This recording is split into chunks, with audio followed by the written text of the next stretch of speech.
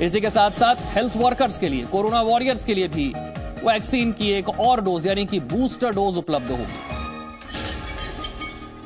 Omicron से सावधान रहने की जरूरत है, लेकिन पैनिक करने की जरूरत नहीं है। देश ने अपने हेल्थ इंफ्रास्ट्रक्चर को किस तरह से बेहतर किया है, ओमिक्रॉन वेरिएंट से लड़ने के लिए भारत कितना तैयार है, इस बारे में भी कल रात प्रधानमंत्री ने जानकारी दी। मेरे प्यारे देशवासियों, नमस्कार। इस समय आप 2021 की विदाई और 2022 के स्वागत की तैयारी में जुटे ही होंगे। नए साल पर हर व्यक्ति, हर संस्था आने वाले साल में कुछ और बेहतर करने, बेहतर बनने के संकल्प लेते हैं। पिछले 7 सालों से हमारी ये मन की बात भी व्यक्ति की, समाज की, देश की अच्छाइयों को उजागर कर और अच्छा करने और अच्छा बनने की प्रेरणा देती आई है। इन 7 वर्षों में मन की बात करते हुए मैं सरकार की उपलब्धियों पर भी चर्चा कर सकता था। आपको भी अच्छा लगता, आपने भी सराहा होता।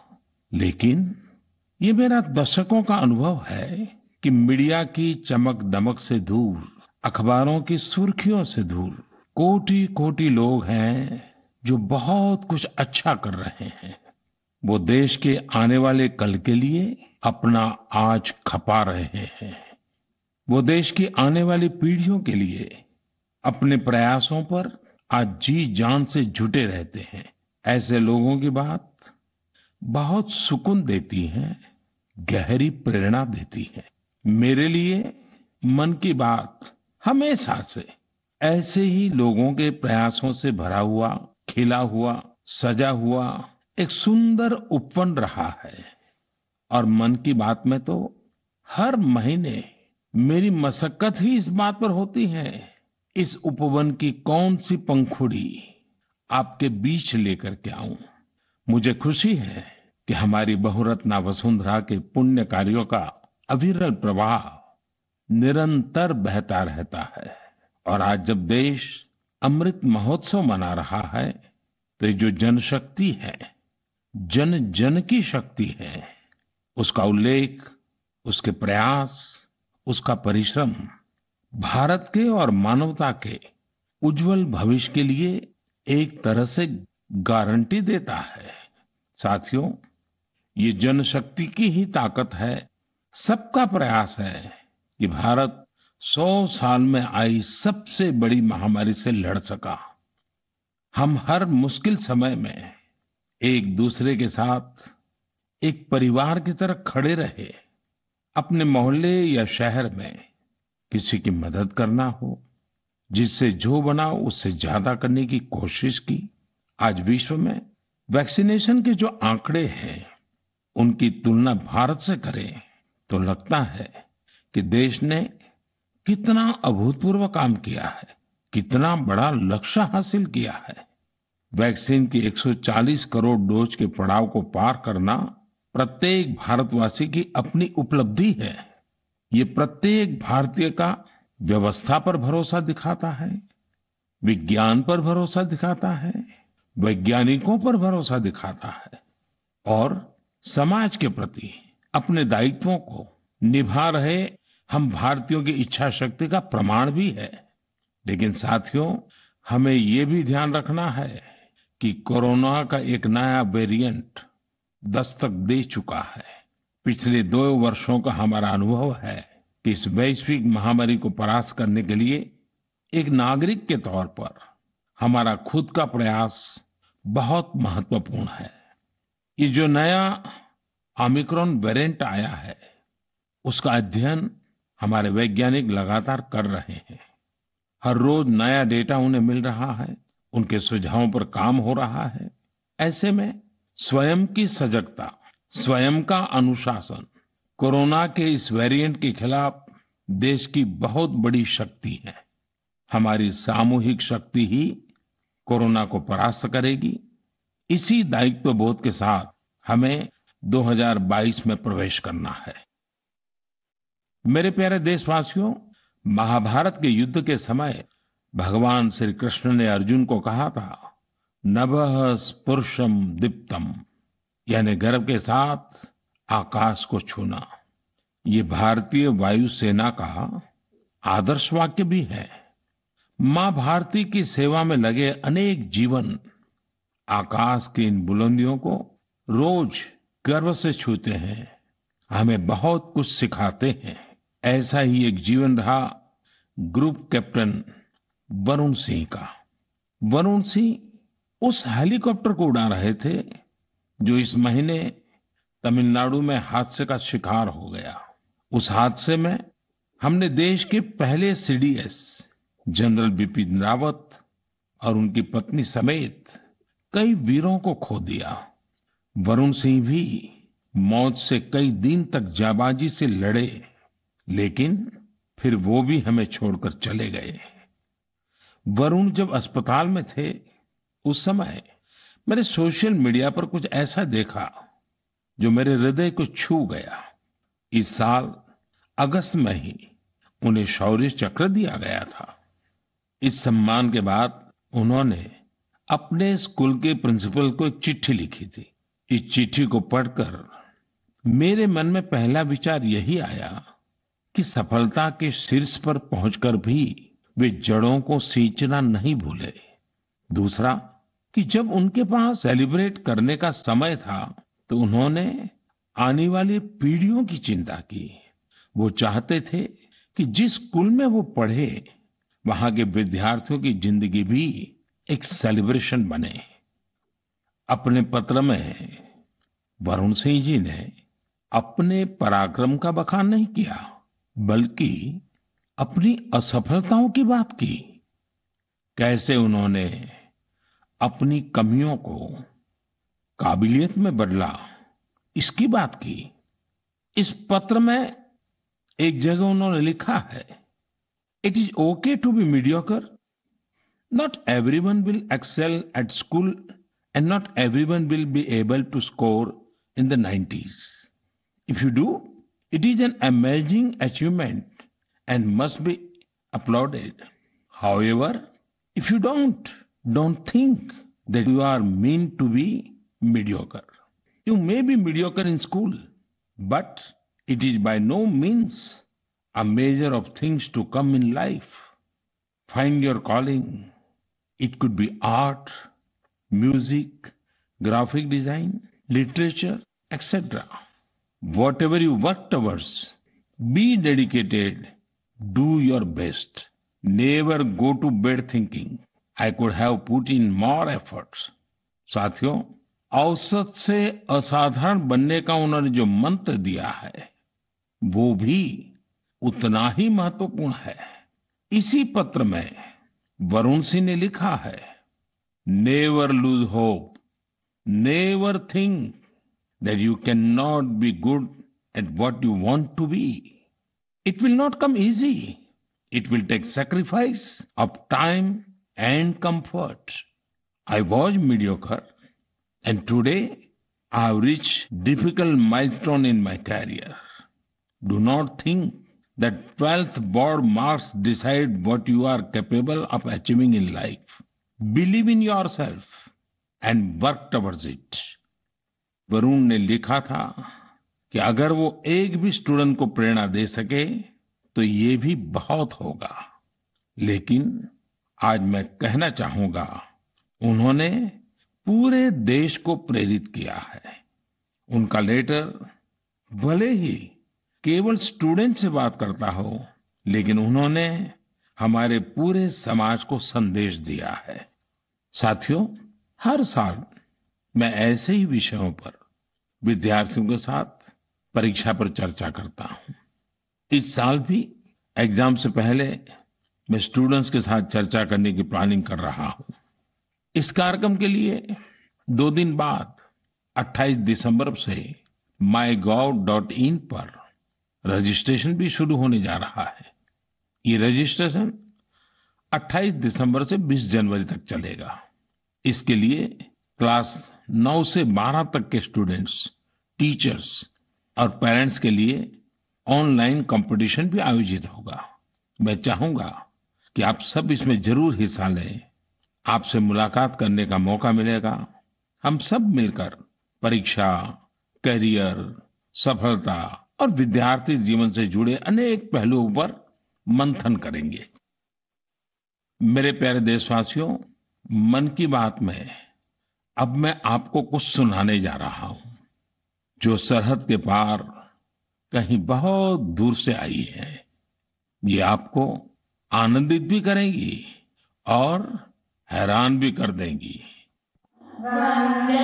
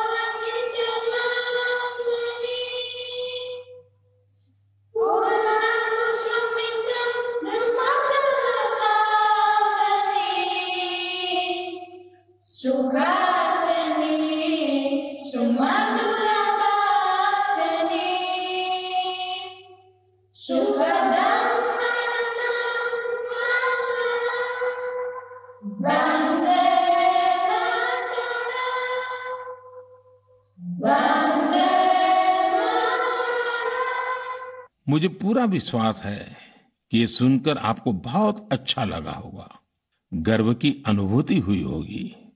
वंदे मातरम में जो भाव निहित है वो हमें गर्व और जोश से भर देता है। साथियों, आप ये जरूर सोच रहे होंगे कि आखिर ये खूबसूरत वीडियो कहाँ का है, किस देश से आया है। इसका जवाब आपकी हैरानी और बढ़ा देगा। वंदे मातरम प्रस्तुत करने वाले ये स्टूडेंट्स ग्रीस के हैं। वहां वे इलिया के हाई स्कूल में पढ़ाई करते हैं। इन्होंने जिस खूबसूरती और भाव के साथ वंदे मातरम गाया है वो अद्भुत और सराहनीय है। ऐसे ही प्रयास दो देशों के लोगों को और करीब लाते हैं। मैं ग्रीस के इन छात्र छात्राओं और उनके टीचर्स का अभिनंदन करता हूं। आजादी के अमृत महोत्सव के दौरान किए गए उनके प्रयास की सराहना करता हूं। साथियों, मैं लखनऊ के रहने वाले नीलेश जी की एक पोस्ट की भी चर्चा करना चाहूंगा।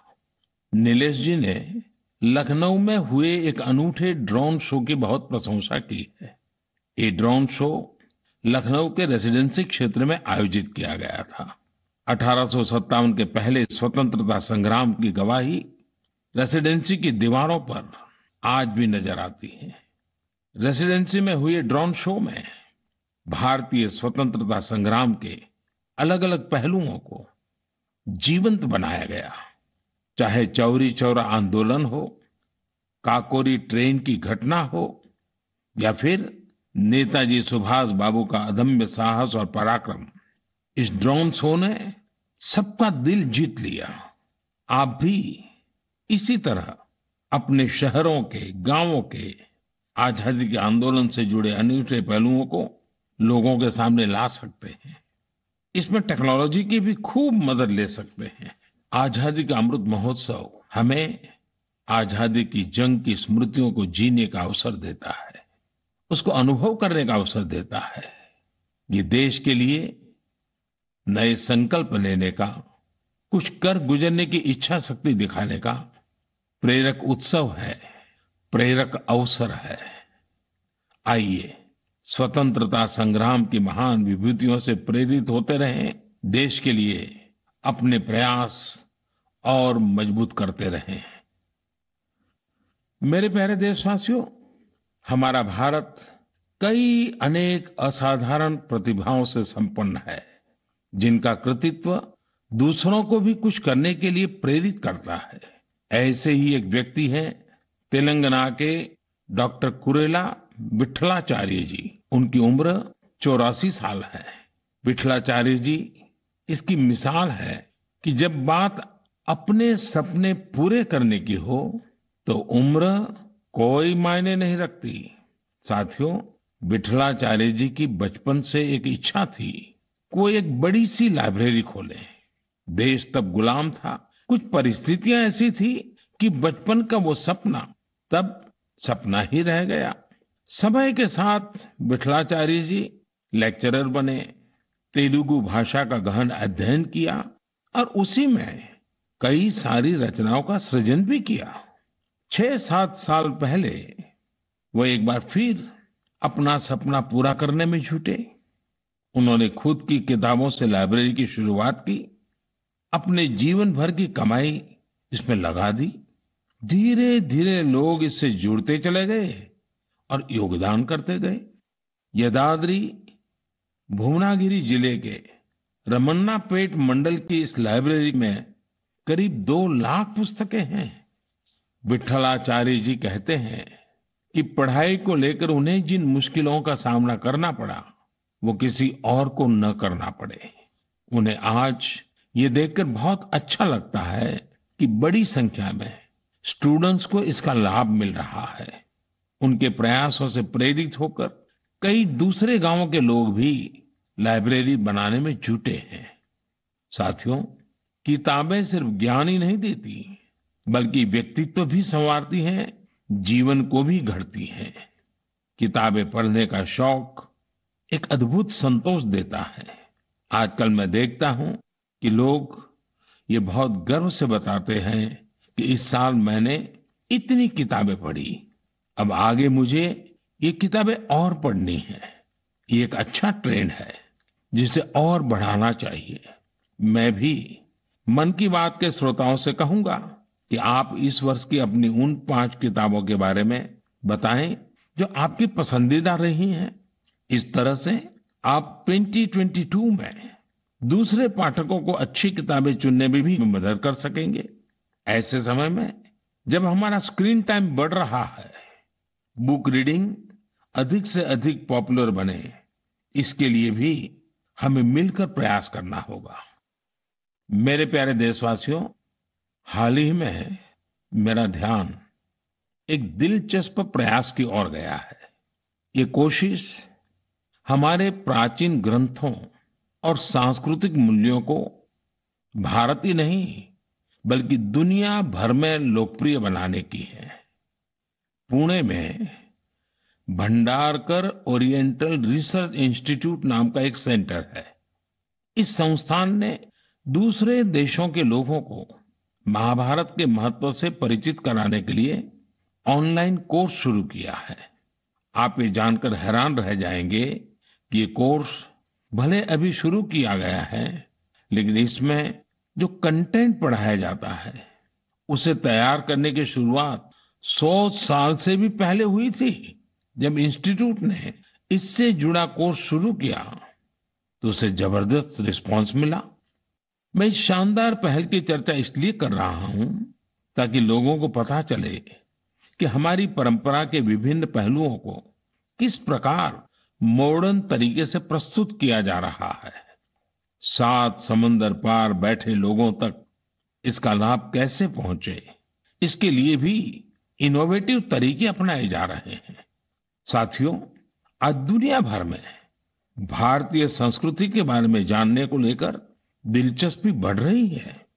अलग अलग देशों के लोग न सिर्फ हमारी संस्कृति के बारे में जानने के लिए उत्सुक हैं, बल्कि उसे बढ़ाने में भी मदद कर रहे हैं।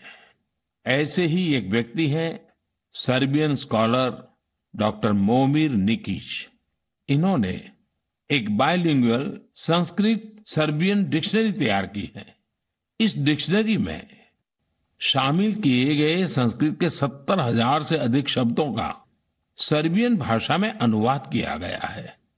आपको ये जानकर और भी अच्छा लगेगा कि डॉक्टर निकिच ने 70 वर्ष की उम्र में संस्कृत भाषा सीखी है। वे बताते हैं कि इसकी प्रेरणा उन्हें महात्मा गांधी के लेखों को पढ़कर मिली।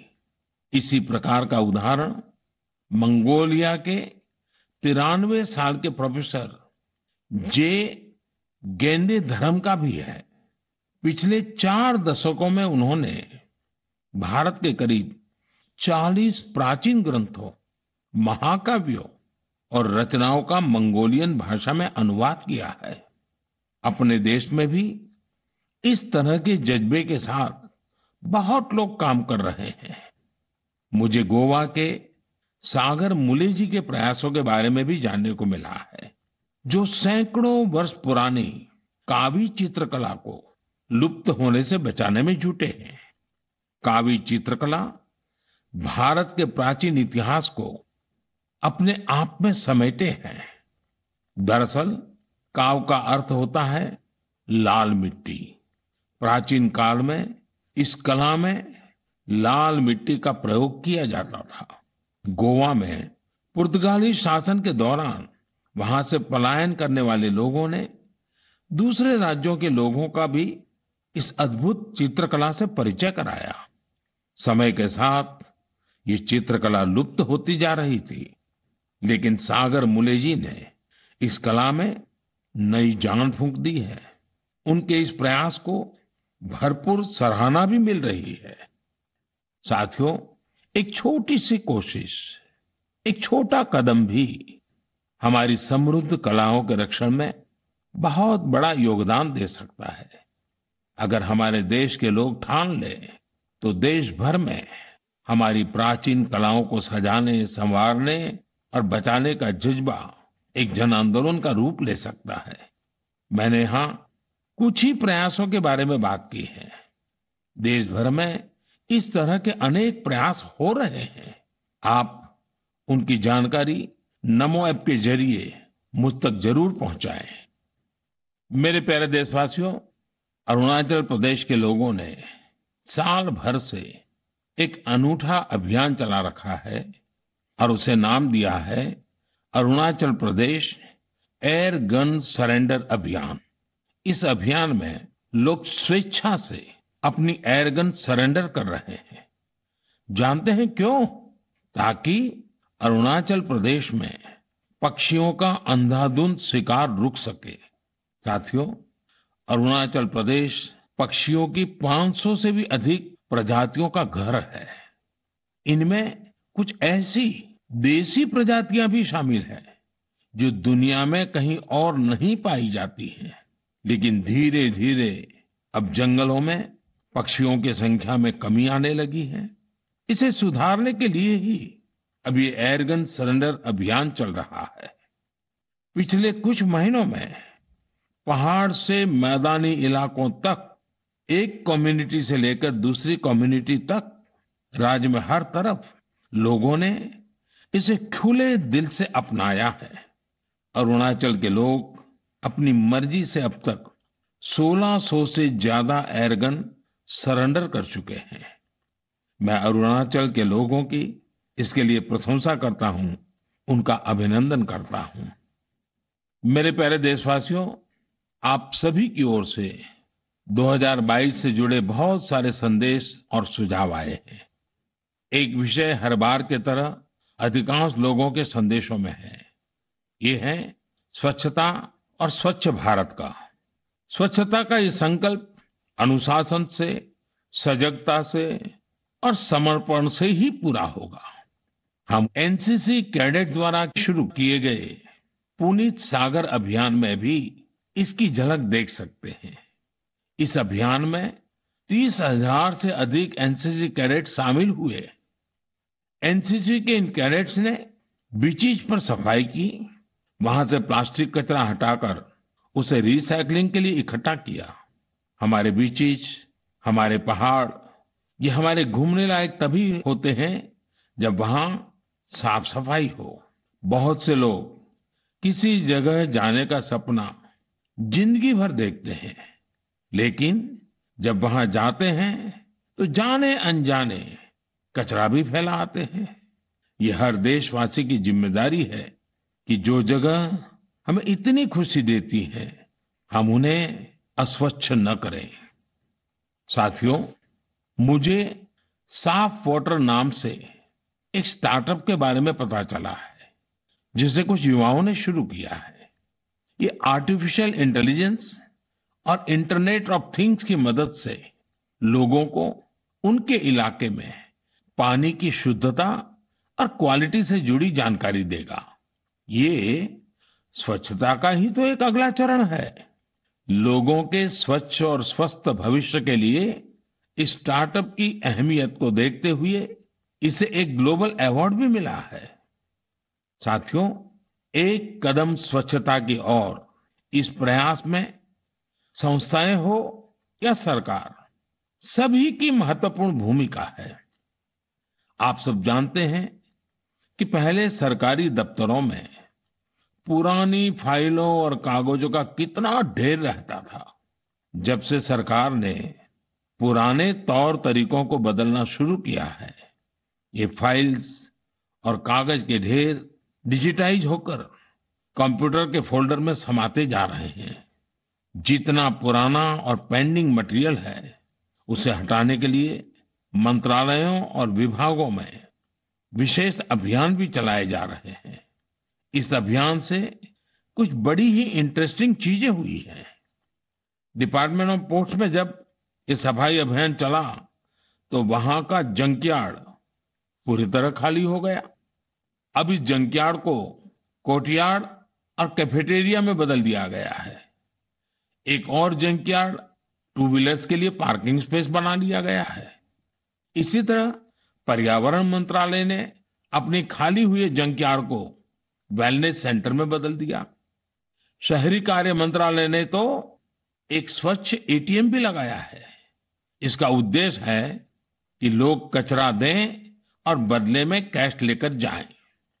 सिविल एविएशन मिनिस्ट्री के विभागों ने पेड़ों से गिरने वाली सूखी पत्तियों और जैविक कचरे से जैविक कंपोस्ट खाद बनाना शुरू किया है।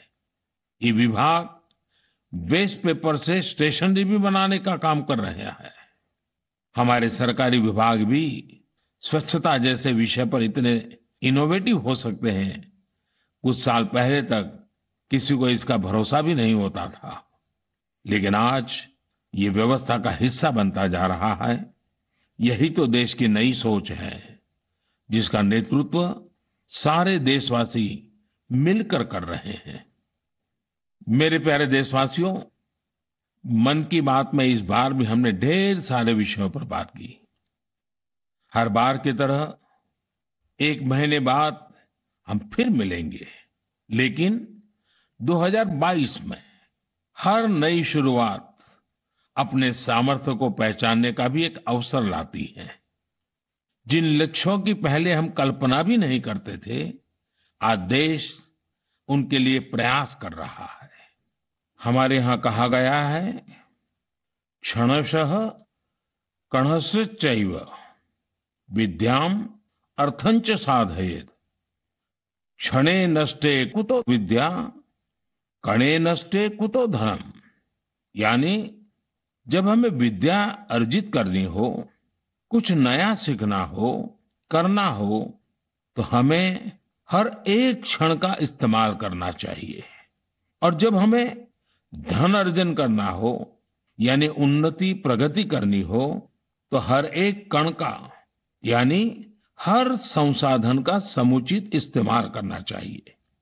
क्योंकि क्षण के नष्ट होने से विद्या और ज्ञान चला जाता है, और कण के नष्ट होने से धन और प्रगति के रास्ते बंद हो जाते हैं। ये बात हम सब देशवासियों के लिए प्रेरणा है। हमें कितना कुछ सीखना है, नए नए इनोवेशंस करने हैं, नए नए लक्ष्य हासिल करने हैं। इसलिए हमें एक क्षण गंवाए बिना लगना होगा। हमें देश को विकास की नई ऊंचाई पर लेकर जाना है। इसलिए हमें अपने हर संसाधन का पूरा इस्तेमाल करना होगा। ये एक तरह से आत्मनिर्भर भारत का भी मंत्र है, क्योंकि हम जब अपने संसाधनों का सही इस्तेमाल करेंगे, उन्हें व्यर्थ नहीं होने देंगे, तभी तो हम लोकल की ताकत पहचानेंगे, तभी तो देश आत्मनिर्भर होगा। इसलिए आइए हम अपना संकल्प दोहराएं कि बड़ा सोचेंगे, बड़े सपने देखेंगे और उन्हें पूरा करने के लिए जी जान लगा देंगे। और हमारे सपने केवल हम तक ही सीमित नहीं होंगे, हमारे सपने ऐसे होंगे जिनसे हमारे समाज और देश का विकास जुड़ा हो, हमारी प्रगति से देश की प्रगति के रास्ते खुले। और इसके लिए हमें आज ही लगना होगा, बिना एक क्षण गवाए, बिना एक कण गवाए। मुझे पूरा भरोसा है, इसी संकल्प के साथ आने वाले साल में देश आगे बढ़ेगा और 2022 एक नए भारत के निर्माण का स्वर्णिम पृष्ठ बनेगा। इसी विश्वास के साथ आप सभी को 2022 की ढेर सारी शुभकामनाएं। बहुत बहुत धन्यवाद।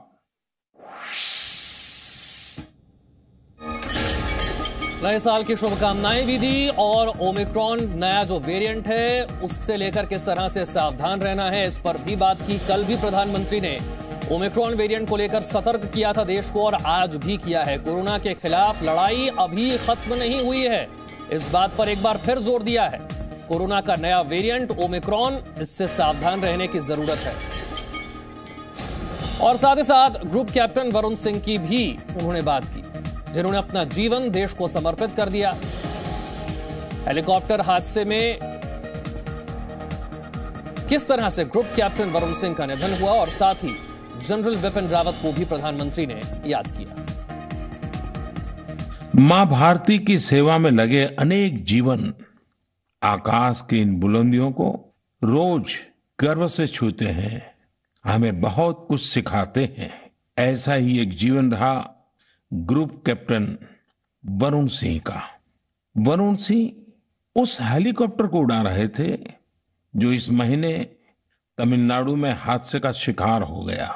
उस हादसे में हमने देश के पहले सीडीएस जनरल बिपिन रावत और उनकी पत्नी समेत कई वीरों को खो दिया। वरुण सिंह भी मौत से कई दिन तक जाबाजी से लड़े, लेकिन फिर वो भी हमें छोड़कर चले गए। वरुण जब अस्पताल में थे उस समय मैंने सोशल मीडिया पर कुछ ऐसा देखा जो मेरे हृदय को छू गया। इस साल अगस्त में ही उन्हें शौर्य चक्र दिया गया था। इस सम्मान के बाद उन्होंने अपने स्कूल के प्रिंसिपल को एक चिट्ठी लिखी थी। इस चिट्ठी को पढ़कर मेरे मन में पहला विचार यही आया कि सफलता के शीर्ष पर पहुंचकर भी वे जड़ों को सींचना नहीं भूले। दूसरा कि जब उनके पास सेलिब्रेट करने का समय था तो उन्होंने आने वाली पीढ़ियों की चिंता की। वो चाहते थे कि जिस स्कूल में वो पढ़े वहां के विद्यार्थियों की जिंदगी भी एक सेलिब्रेशन बने। और साथ ही कोरोना के नए वेरिएंट को लेकर एक बार फिर से प्रधानमंत्री ने इसका जिक्र किया, इससे किस तरह से सावधान रहना है इस पर बात की। सजगता और अनुशासन ही कोरोना से बचा सकती है। ये जो नया ओमिक्रॉन वेरिएंट आया है उसका अध्ययन हमारे वैज्ञानिक लगातार कर रहे हैं। हर रोज नया डेटा उन्हें मिल रहा है, उनके सुझावों पर काम हो रहा है। ऐसे में स्वयं की सजगता, स्वयं का अनुशासन कोरोना के इस वेरिएंट के खिलाफ देश की बहुत बड़ी शक्ति है।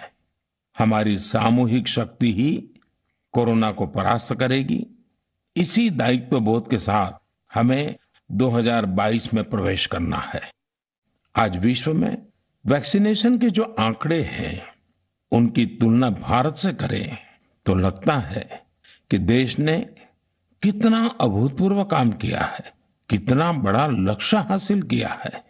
वैक्सीन की 140 करोड़ डोज के पड़ाव को पार करना प्रत्येक भारतवासी की अपनी उपलब्धि है।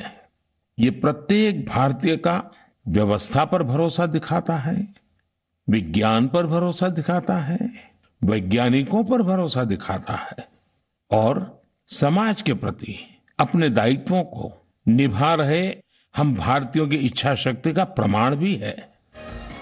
सरहद पार से आए खास वीडियो का भी प्रधानमंत्री ने जिक्र किया, जहां पर कई ग्रीस के छात्र वंदे मातरम गाते हुए नजर आए।